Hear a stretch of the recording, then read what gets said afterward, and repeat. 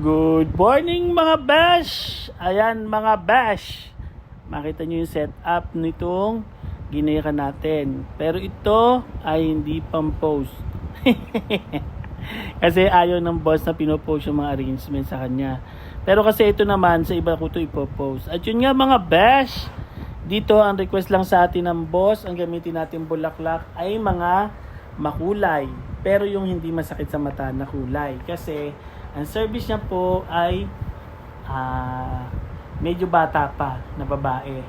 At dito, ang ginawa natin, inayos natin yung mga ilawan, yung mga poste, dahil tayo ang magse-set up nitong arrangement na to.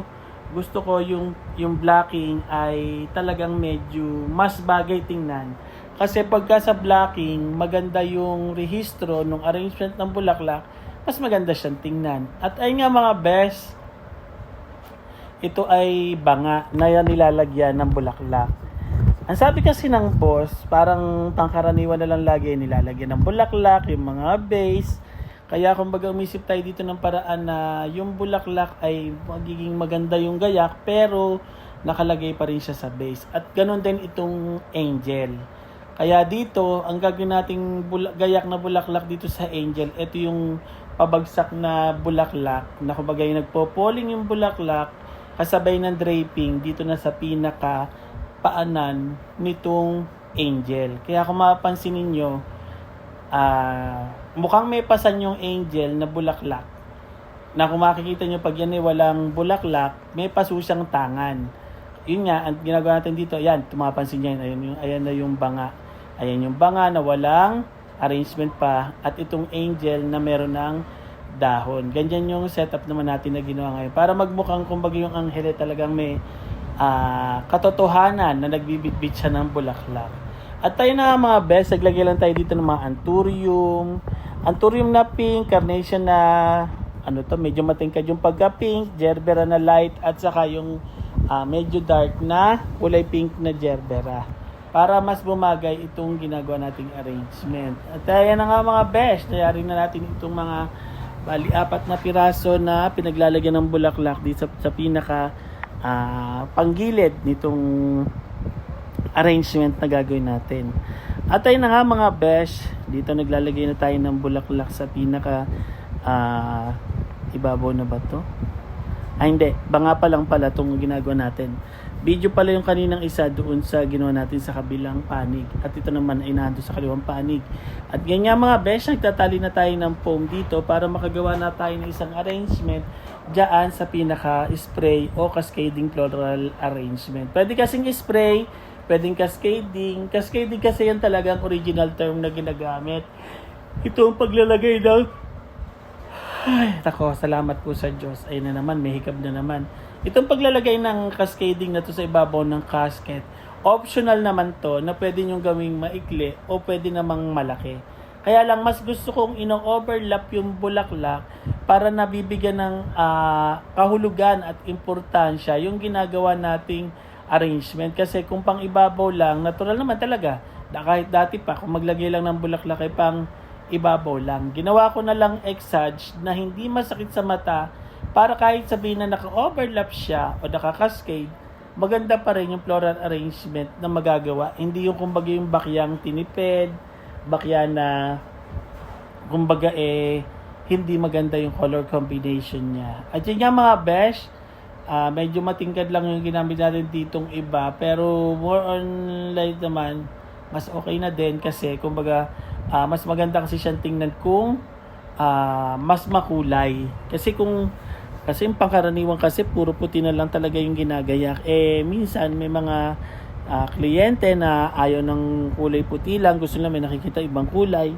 At dito nga mga besh, gumamit lang pala tayo dito ng Ecuadorian roses na 24 na piraso na kulay light pink. At yun namang pinaka sunlight natin, medyo semi-light na yung nagamit dito. At gumamit din tayo dyan ng mga Phalaenopsis na cuttings na malalaki. Itong kulay, parang hindi na to push parang old rose na At saka itong light pink Kaya, ay nako. Kaya ito pala mga besh, pag ito nakita nyo magkakasama na, mas maganda yung pagkaka-incorporate noong mga bulaklak niya kasi puro halos light lang. At doon nga mga best, naglagay na rin tayo diyon ng perfume water solution. Kaya makikita nyo dito mga besh, medyo iba yung mga gayak natin.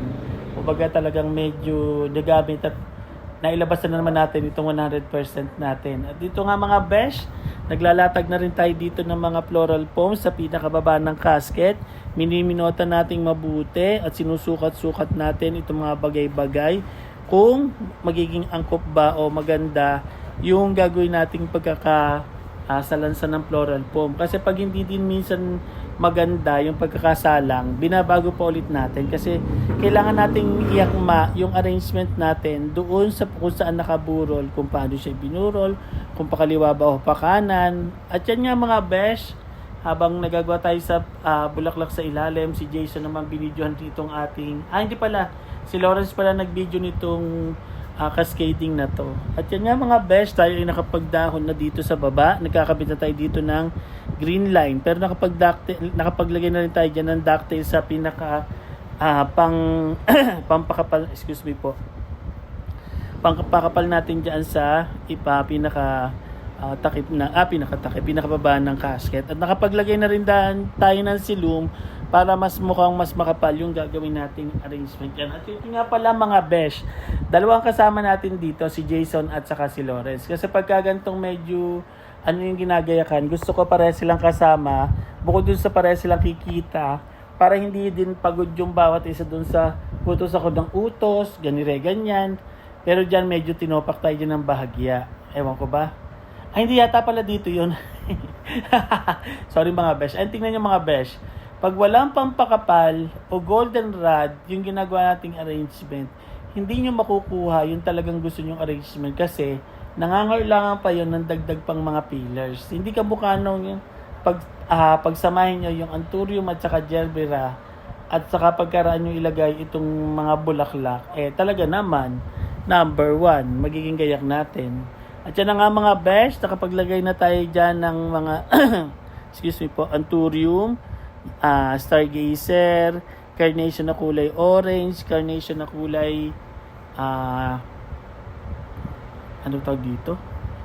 Carnation na kulay pink, gerbera ang kulay pink, light pink, at saka yung medyo dark pink. At naglagay na rin tayo dyan itong mga ano tawag dito? Nitong mga pampillars na yan na golden rod para mapakapal itong ginagawa nating arrangement. At yun nga dito man sa pang ibabaw, siningitan na natin itong mga fishtail at siningitan natin ng golden rod at saka nitong mga bulaklak na to para mas maging makapal yung arrangement natin. At yun lamang mga besh, maraming salamat sa inyong patuloy na pagsuporta din sa ginagawa nating content at maraming salamat din po sa inyo sa patuloy ninyong pagtanggap at ano tawag dito?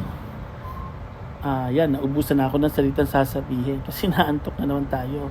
At yan nga mga best, maraming salamat talaga sa inyo sa patuloy ninyong pagsuporta dito sa ginagawa nating content at sa pagpapalaganap nitong ating ginagawa. Please like and share nga pala dito sa ating ginagawang content mga besh at pakisabi naman kung saan nakaabot itong ating content na ito.